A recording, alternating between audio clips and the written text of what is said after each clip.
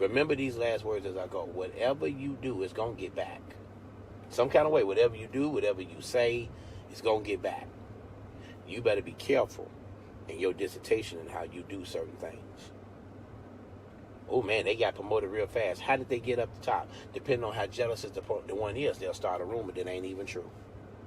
Because some people, they'll be very jealous of what it is that you want. I tell a man any given day, stand up to be the man. Do what you're supposed to do. I don't like no man that got a woman to take care of his business. When God gave you dominion to handle your business and gave you operating authority in the parameters of what God has created, he's giving you dominion over. Y'all know I do it. I want y'all to be the best at what you can be. Now, I'm open for conversation. I'm open for anybody want dialogue. I'm open for anybody who think I got to talk about them.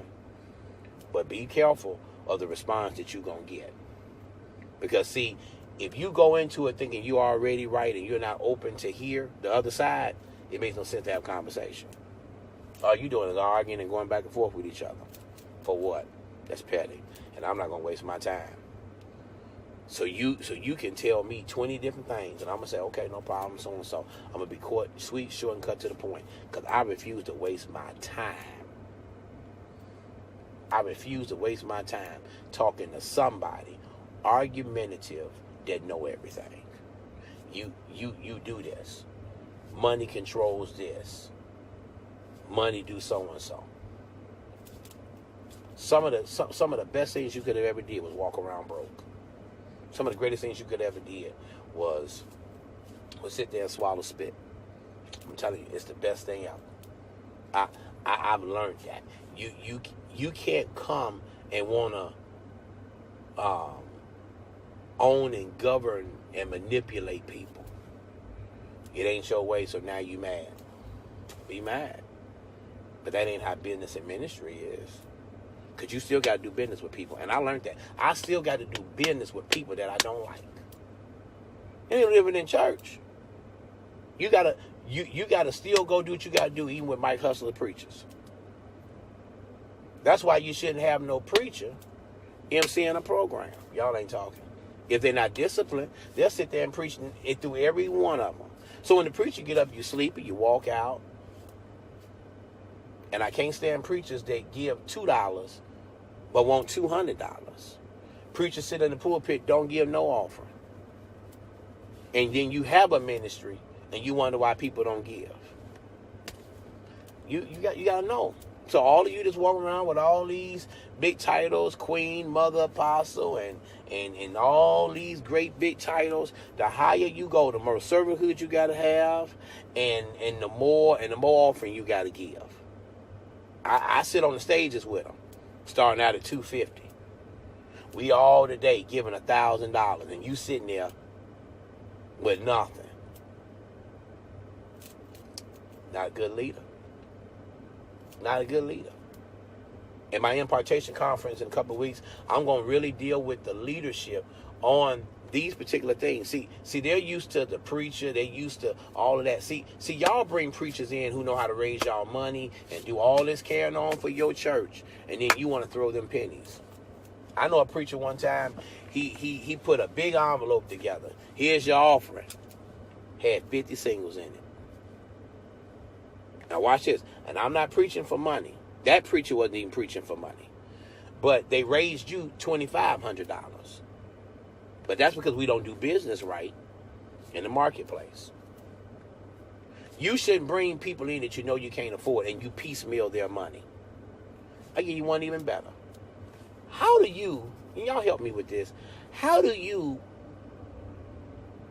pay for the hall, you pay for the dress, you pay for the suit, you pay for the organist, you pay for your program, you pay for all of that.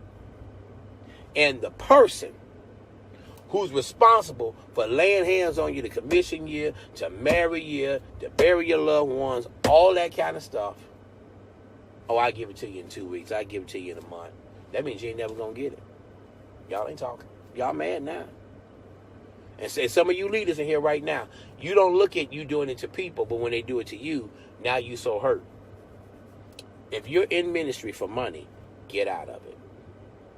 Did y'all hear what I say? If you in ministry to get money, get out of it. Because there's a whole bunch of times I come home like a wounded soldier. Let me give you this, and I'm going to talk about it in the leadership conference. If you cannot afford to do what needs to be done for a leader when they go somewhere, uninvite them. Don't invite them. Don't insult them. Don't insult them. Because you need to make sure, because I'm telling you, you got to make sure that you do right and be integral for people. You got to be right. I'm just telling you, you got to be right. You mad, and you sitting around mad because of people teaching certain things in their church, now all of a sudden you got a problem with it? Like, for real? Well, go pitch a tent and don't go start no church until you're healed from your hurt.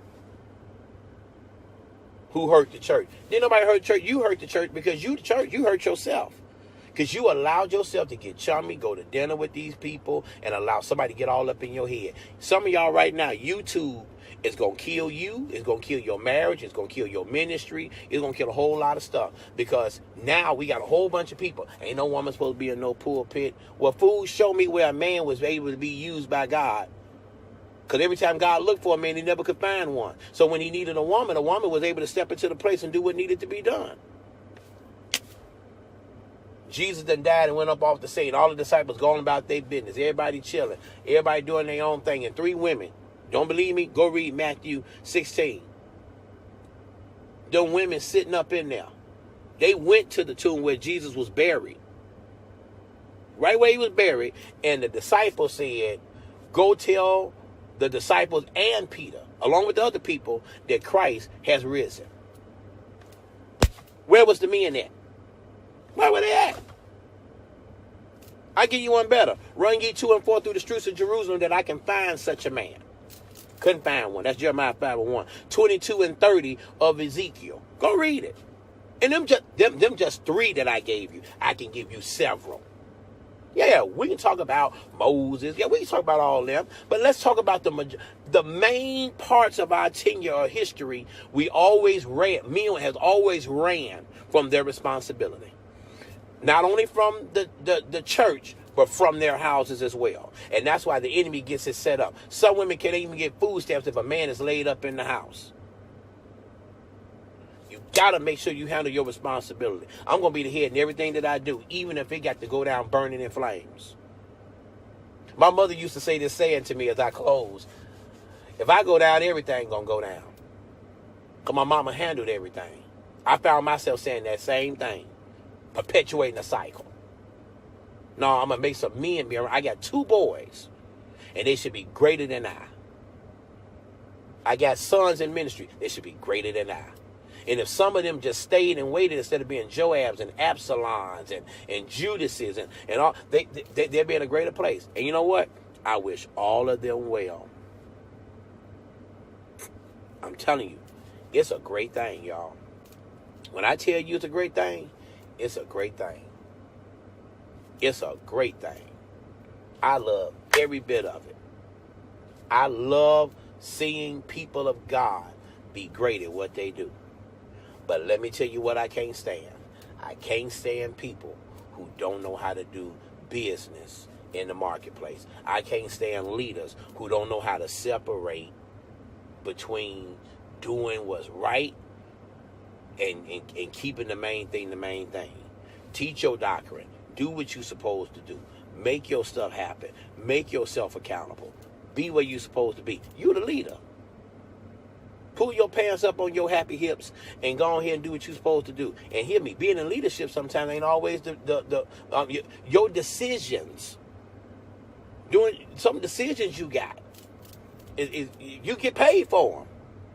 In the business, in ministry, hey, you can be the greatest thing since sliced bread, or you're going to be the worst thing And people gonna be people. But you gotta stop always thinking that everybody's out to get you. Everybody wants something from it. I used to think that all the time. People just got me for what I wanted, and people got me because they used me. No, look here, be glad you was used. At least you had something to give. That's what Jesus did. Stop your vernacular when it comes to certain things and grow up. In business, you need to realize some deals are gonna go, some deals gonna not be good. It's just like my movie Friday. You win some, you lose some. Any given Sunday. On any given Sunday, you're going to win the game or lose the game, but it all depends on how you play it. And all of us got to know how to do our responsibility. So I'm telling y'all right now, I pray I ain't offend you, but if I did, good. Don't bother me one way or another. People don't like me no way. I'm paid not to be liked. I think it's sectioned in life for people to have a proclivity, because they fall out with me because I won't give them this, I won't give them that. But they'll eat me out of house and home. I can buy them clothes. I can do all that for them. But when I got to correct them and tell them what's right, then everybody's mad. Well, just be mad. I don't care. Because I'm going to be on here tomorrow and I'm going to say something else that you ain't going to like. So, you just got to know. So, look, fam, I got to go. The governor's probably up in here. She done sent me an email about something. So, I got to go put out some fire as usual.